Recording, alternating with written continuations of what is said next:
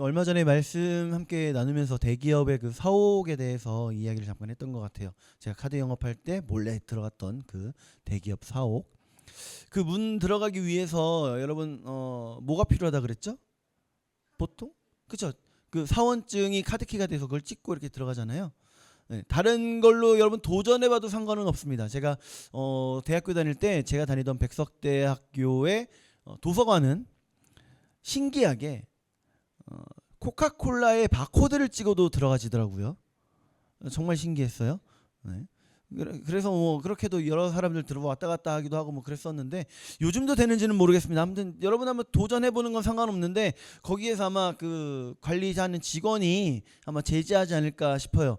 그래서 내 카드키라든가 아니면 내 차키라든가 아니면 내 학생증이라든가 이런 거 저런 거 갖다가 그 사원증 태그하는 곳에다가 한번 태그를 해보면 과연 내가 지나갈 수 있을까 없을까? 여러분 한번 뭐 생각 하나만 하죠?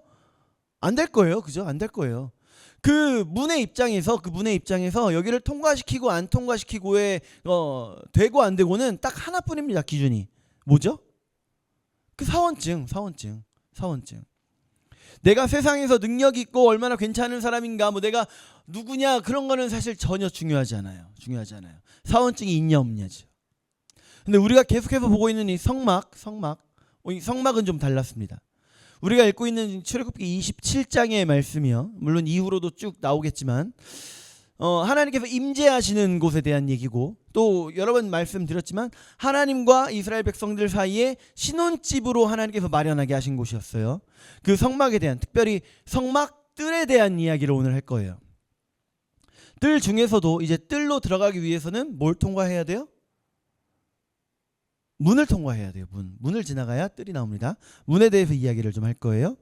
자, 성막 뜰은요 울타리로 둘러싸여 있다라고 우리가 말씀을 읽었죠. 울타리로 둘러싸여 있는데 그 높이가 상당합니다. 높이가 5규빗이에요.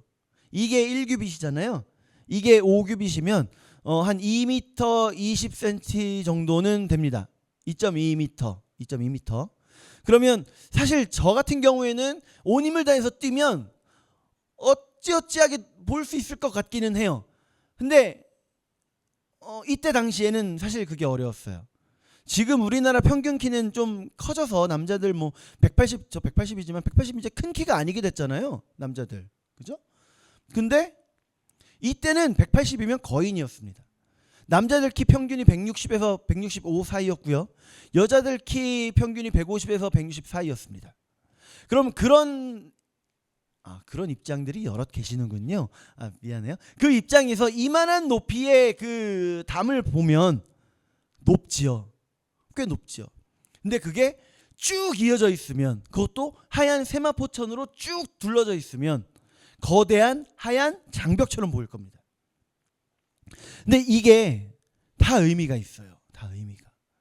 여러분 우리가 성막에 대해서 계속 보고 있는데 성막 안에서는 단 하나도 의미 없이 놓은 게 없습니다. 의미가 없는 게 없어요. 오늘 이 울타리를 세마포로 쌌다고 하는데 세마포 하면 무슨 색이었을까요? 그렇죠. 흰색, 하얀색. 하나님의 거룩하심을 나타내는 거예요. 하나님의 거룩하심.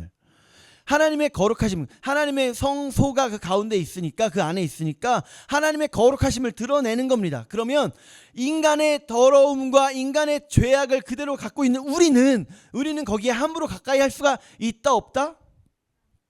있다? 없다. 함부로 할 수 없다. 우리의 뭐 가지고 있는 그 어떤 것으로도 감히 가까이 할 수 없는 것이 바로 우리 하나님의 거룩하심이죠. 하나님의 거룩하심. 그 안을 절대 엿볼 수도 없고 뛰어넘을 수도 없게 높고 넓은 그런 울타리를 쳐놓은 거예요. 자, 그러면 내가 그걸 뛰어넘기 위해서 얼마나 무슨 노력을 하면 좋을까요? 내가 그동안 살아오면서 뭘 열심히 해서 열심히 돌탑을 쌓아서 그걸 밟고 넘어간다고 한들 그게 과연 가능할까? 하나님 보좌에서 하나님께서 내려다보셨을 때 내가 얼마나 열심히 쌓은 돌탑이라고 할지라도 과연 그 높이가 얼만큼으로 여겨질까? 여러 번 표현하는 거지만 우리가 아무리 높다고 여겨지는 것도 하나님 보좌에서 내려다보시면 지구는 여전히 동그랗습니다. 아니 그러면 하나님 우리가 하나님 거기 분명히 우리한테 하나님 우리와 신혼집이라고 하셨잖아요. 그런데 거기에 우리가 들어가지도 못하게 하실 거면서 왜 신혼집이라고 얘기하셨어요? 왜 거기를 신혼집이라고 명명하신 거죠? 우리는 죄인이잖아요. 하나님은 거룩하신 분이고, 그럼 우리는 당연히 가까이 할 수 없는데 하나님은 우리한테 거기 신혼집이라고 마련하라고 해놓고서는 들어가지도 못하고 밖에서 그 하얀 천만 서성서성하면서 구경하게 하시는 거. 과연 하나님께서 그걸 원하셔서 성막을 만드셨을까? 감사하게도 그게 아니죠. 우리가 살 길은 하나님께서 열어두셨습니다. 자, 우리가 분명히 죄인임에도 불구하고 하나님의 그 성소를 향해 나아갈 수 있는 유일한 산 길, 완벽히 벽으로 싹 둘러싸여 있어서 다가갈 수 없는 것처럼 보이지만 아니에요. 은혜의 문을 우리에게 허락하셨습니다. 아니, 그 안에서 제사장들이 일하잖아요. 그죠?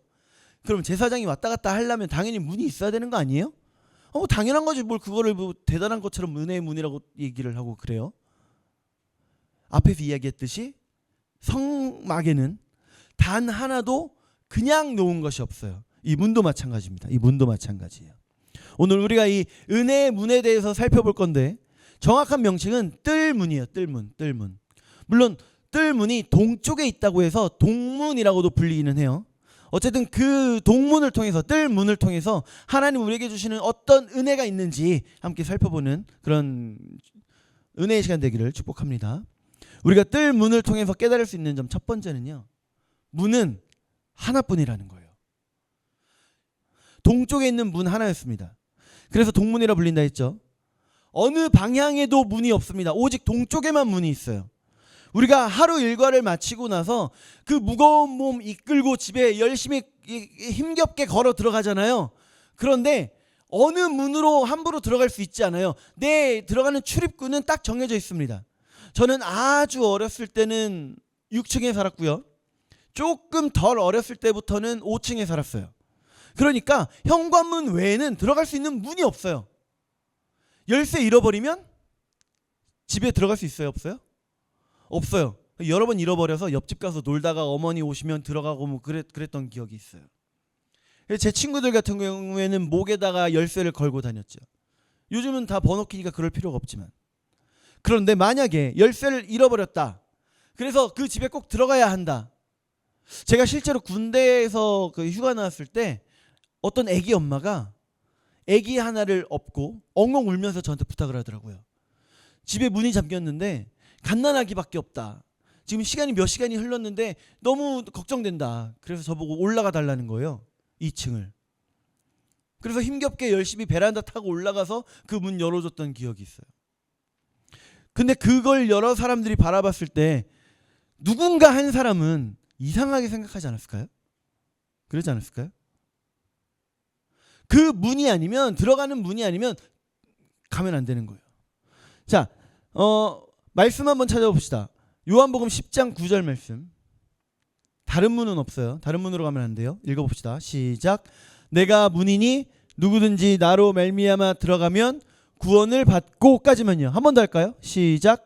내가 문이니 누구든지 나로 말미암아 들어가면 구원을 받고. 아멘. 여러분, 시대 인식이라는 게 있죠. 시대 인식. 옛날 옛적에는, 아주 오래된 옛날에는 신권 중심이었어요. 신권. 근데 그게 시간이 흐르면서 이제 왕권 중심 시대가 되죠. 그 왕권 중심 시대가 더 흘러가서 이제는 요즘은 사람 중심 시대가 됐죠. 국민 중심. 자, 그런 맥락에서 산업화가 이루어졌습니다. 60년대에 산업화가 이루어져요. 그러면서 모더니즘이 시작이 됩니다. 모더니즘. 근데 이제는 포스트 모더니즘이라 그래요. 포스트 모더니즘. 모더니즘도 사실 물질 만능주의와 함께 왔기 때문에 위험한데 더 위험한 게 시작됐어요. 포스트 모더니즘. 이제 사람 중심 시대가 된 거예요. 어느 정도 사람 중심 시대냐면 인간의 필요에 의해 인간은 신을 만들었다 라고 표현할 정도로 아주 위험한 시대에 다다랐습니다. 그래서 종교를 바라보는 관점도 다양해졌어요. 너무 다양해졌어요. 너무. 원래 종교의 종자가요, 높을 종자를 쓰거든요. 높을 종자. 근데 여기에 높을 종자는 사실 가장이라고 하는 최고급이 숨어 있는 거예요. 가장 높은 가르침이라는 게 바로 종교란 뜻인데 이제는 그냥 높은 가르침들이 돼버린 거예요. 사람들 그러죠. 산 정상을 가는데 뭐 딱 정해진 길로만 가야 되냐. A 코스, B 코스, C 코스 있는데 내가 가고 싶은 걸로 정해서 가면 되지. 아니 천국을 가면 되는데 꼭 내가 예수님 통해서만 가야 되냐. 부처도 있고 알라도 있고 얼마나 많은 신이 있냐. 심지어 부뚜박신도 있는데 너의 종교도 맞고 내 종교도 맞고 요즘 시대가 그렇게 됐죠. 가장 높은 가르침이 아니라 가장 높은 가르침들이 돼버렸어요. 우리 잘 알잖아요. 우리 아버지 집에 들어가는 유일한 마스터키는 누구예요? 우리 예수님이죠. 우리 예수님. 그런 의미에서 한 번 더 읽어봅시다. 요한복음 10장 9절. 자, 한 번 더 시작. 내가 문이니 누구든지 나로 말미암아 들어가면 구원을 받고. 아멘. 오직 예수님뿐입니다. 오직 예수님. 이미 알고 있지만 우리 한 번 더 마음에 좀 새겨봅시다. 사도행전 4장 12절로요. 자, 한 번 더 읽어볼게요. 시작. 다른 이로서는 구원을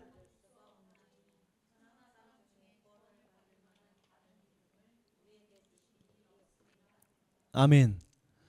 사랑하는 백성들을 위해 직접 이 땅에 오셔서 그들의 죄를 짊어지고 그 죄값을 내 피로 대신 지불하신 분 오직 예수님뿐입니다. 오직 예수님뿐. 우리가 바로 그 사랑 입은 자들입니다. 우리 감사합시다. 두 번째 뜰문은요. 누구에게나 넓게 열려 있었습니다. 누구에게나 넓게 열려 있는 은혜의 문이에요. 정말 넓게 열려 있었어요. 얼마나 넓게 열려 있었냐면 우리 16절 말씀 한번 볼까요? 16절. 시작. 뜰문을 위하여는 청색 자색 홍색 실과 가늘게 꼰 배실로 술을 놓아 짠 20규빗의 휘장이 있게 할지니 그 기둥이 내시오 받침이 내시며. 아멘. 몇 규빗이라고요? 20규빗. 20규빗이면 미터로 바꾸면 얼마 정도냐면 한 9미터 정도가 돼요.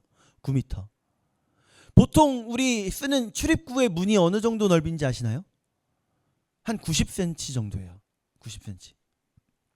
그거의 10배. 아니 여기가 무슨 거대한 성의 입구여서 뭐 군사가 왔다 갔다 해야 되고 그런 것도 아닌데 왜 하나님이 이렇게 큰 문을 지으라고 하셨을까요? 왜? 솔직히 이 정도까지 필요 없잖아요. 뜰 안에 들어오는 사람들은 모든 백성들이 우르르 들어오는 것도 아니에요. 제사 드리는 사람들만 들어오는 거예요. 그래서 그렇게 많은 인원이 들어오지도 않아요. 근데 하나님 왜 이렇게 이해하기 어려운 큰 문을 허락하셨을까요? 여러분 마트 자주 가시죠? 마트 그죠? 뭐 코스트코라든가 뭐 이마트라든가 여러 가지 마트가 있을 거예요. 근데 그 마트 입구 중에 나는 사람 한 명만 들어갈 수 있을 정도의 문을 봤다 하시는 분. 분명히 마트 입구인데 마트의 큰 게이트인데 사람 한 명밖에 못 지나갈 정도의 문만 만들어 놨더라. 그런 문 봤다? 못 봤죠. 왜요? 왜 크게 만들어요? 사람들이 거기는 많이 지나다녀야 되니까. 근데 많이 지나다니는데 그냥 빈손으로 다녀요? 뭘 갖고 다니죠? 장을 봤으니까 짐 들고 다녀야 되고 카트도 끌고 다녀야 되고 뭐 유모차도 많이 끌고 다니고 그러잖아요. 그러니까 그런 사람들이 불편하지 않도록 문이 커야 돼요. 문이 커야 돼요. 뜰 문도 마찬가지였어요. 우리가 세상 살면서 지은 죄들 열심히 이고 지고 들어오는 거예요. 그것 열심히 싸들고 들어오니까 얼마나 많아요. 우리가 세상 살면서 실패하고 좌절하고 그런 기억들 다 들고 오려고 하니까 얼마나 많아요. 그 상처까지 다 하면. 그 넓은 문은, 그 큰 문은 우리에게 이야기하는 겁니다. 괜찮아. 이리로 와. 괜찮아. 들어와. 십자가의 은혜는요. 우리의 그 어떤 크고 무거운 죄도 그 어떤 상처도 다 품고 통과할 수 있을 만큼 넓고 큽니다. 뜰 문이신 우리 예수님 통해서 하나님께 그 은혜의 보좌에 나아가는 우리가 되기를 축복합니다. 세 번째는요. 그래서 뜰 문은 결국 누구를 상징한다고 얘기했죠? 예수님. 우리 예수님 보여주는 아름답고 넓은 문이 바로 그 뜰 문입니다. 자, 기억해 봅시다. 성막 밖에서 보면 2.2m 높이의 세마포 울타리 쭉 이어지다가 이제 동쪽 벽에 다다르면 벽을 만나면 이제 뭐가 있다고요? 뜰 문인데 그 넓이가 얼만큼이었다? 90km요? 20규빗. 미터로 그냥 편하게 만들까요? 네, 9m. 네. 너무 성경적이셔서 제가. 네. 자, 어쨌든 우리 16절 말씀 한 번 더 읽어봅시다. 16절. 자, 시작. 뜰 문을 위하여는 청색, 자색, 홍색 실과 가늘게 꼰 배실로 수노아 짠 20규빗의 휘장이 있게 할지니. 아멘. 여기까지만요. 아주 친근한 표현 나왔죠. 뜰 문을 위하여. 자, 청색, 자색, 홍색 실과 또 가늘게 꼰 배실. 이 네 가지. 무슨 색이라고 했죠? 청, 자, 홍, 백. 우리 네 가지 색이 누구를 의미한다고 했었어요? 예수님. 청색은 하늘을 의미하는데 예수님의 신성, 영원함, 그 신성을 의미하고요. 자색은 뭐라고 했죠? 왕권. 우리 예수님이 진짜 왕이십니다. 홍색 실은요? 그렇죠. 아유, 이건 잘하네요. 홍색 실은 피. 우리를 위해 흘리신 예수님의 그 피, 보혈. 그럼 가늘게 꼰 배실, 백색은요? 그렇죠. 깨끗함. 우리 예수님은 순전하신 분입니다. 죄 없으신 분. 이렇게 함께 엮어져서 아름다운 문을 만든 거예요. 여러분, 아파트 도색하는 모습 보시나요? 아파트 도색하는 모습 보셨어요? 21세기 대한민국이에요. 2026년도 대한민국. 자, 아파트 벽을 도색하려면 어떻게 하면 좋을까요? 드론에다가 페인트통을 달아서 이제 드론 조절을 해가면서 칙칙 뿌리면 되는 거죠. 그죠? 어떻게 해요 그러면? 옥상에서 밧줄 던져 내려서 그 밧줄 타고 내려오면서 바르고 일로 갔다 흔들면서 바르고 그러잖아요. 21세기 대한민국에서도. 그럼 그 밧줄은 어떤 밧줄이에요? 그 밧줄로 이제 한번 우리의 그 시선을 좀 깊이 들어가 봅시다. 자, 밧줄을 확대해 봐요. 어떤 밧줄이에요? 몇 가닥으로 돼 있어요?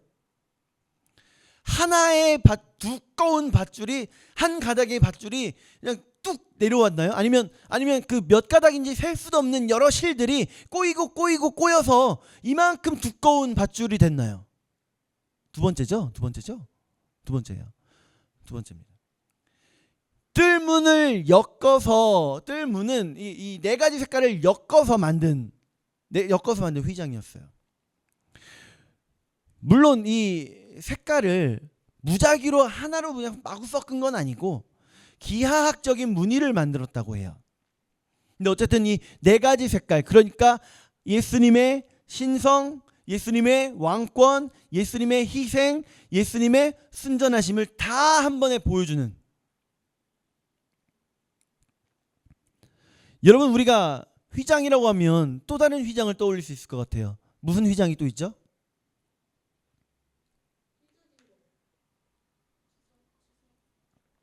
그렇죠. 성소와 지성소를 나누던 그 휘장.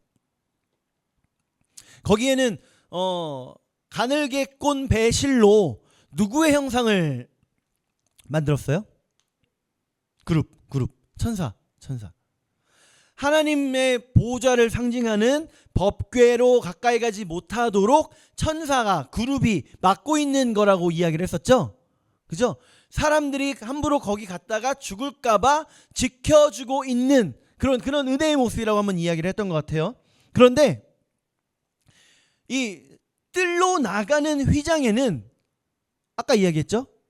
그룹이 아니에요. 무슨 모양이라고요? 기하학적인 모양. 그러니까 누구든 들어올 수 있게, 막는 거 없는.